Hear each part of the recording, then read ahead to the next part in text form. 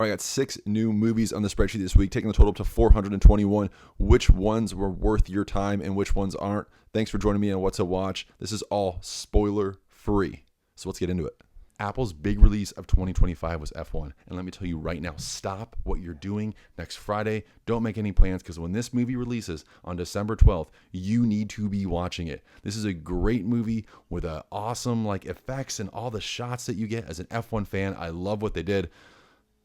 Maybe not my favorite storyline. Maybe not my favorite in racing scenes with some of the things that took place. Not realistic. Anyways, but my big question is, where does F1 stack up amongst Rush and Ford vs. Ferrari, which are kind of those 2 awesome racing movies? I'll let you decide that down below in the comments. But honestly, if you like any kind of racing movie, if you like any kind of action, if you like any kind of sport movie, F1 absolutely a must watch. You're not going to regret it. So check it out. Totally worth your time.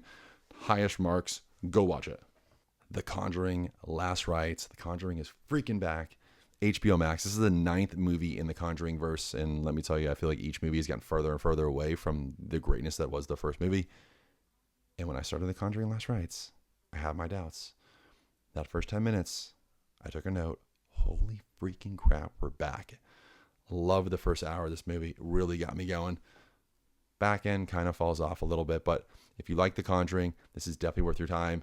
Another movie to check out, in case you haven't seen it, The Witch, which I'm sure you have, so you're probably not why is he recommending The Witch, which came out 10 years ago? Anyways, Conjuring Last Rites, worth your watch, especially if you like those demon, devil, scares. You're going to get it here. Hulu's addition to the spreadsheet this week is The Roses, starring Benedict Cumberbatch and Olivia Colman. I'm such an Olivia Colman fan. I love her in The Favorite, which I recommended below. But I just felt like this script was just not very good. And I know I've been told it's a remake. I don't care if it's a remake. It still has to be good.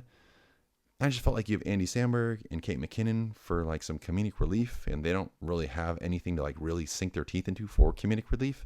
And I just kind of felt like the movie was okay, but had the potential to be so much better. It's a 6.075. It's still above average. I think a lot of people are going to like this. It's easy to watch. Just put on in the background. It's going to be totally fine. But watch The Favorite, which I've already recommended. And here's one that you probably haven't seen, The Trip. It's a Norwegian movie, and it deals with a husband and a wife that are at odds with each other, and I'll just leave it at that. So check that one out. I've probably recorded this take 50 times, and even though this is Peacock's edition of the spreadsheet, nobody to, it's really not that memorable for me. So overall score, 5.95. It's totally fine. It's a little bit above average. It's just not that memorable, and it's not really going to stay with you for a long period of time.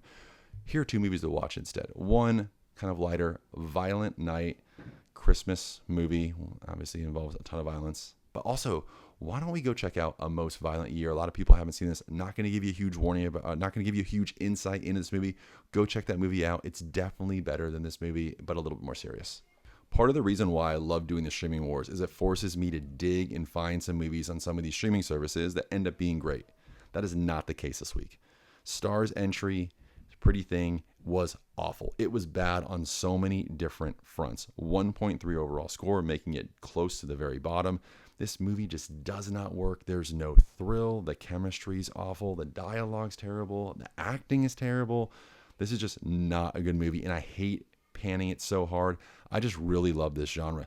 Whether you're going to watch Gone Girl or Deep Water or Nocturnal Animals, or if you want to look at more of the sex addiction part of this movie potentially, watch Shame instead. It's going to stay with you way longer than this movie does. So it's a Pretty Thing, 100% pass. Do not watch. Watch something else instead. The final entry to the spreadsheet this week is Amazon Prime's Playdate, starring Kevin James and Alan Ritchson.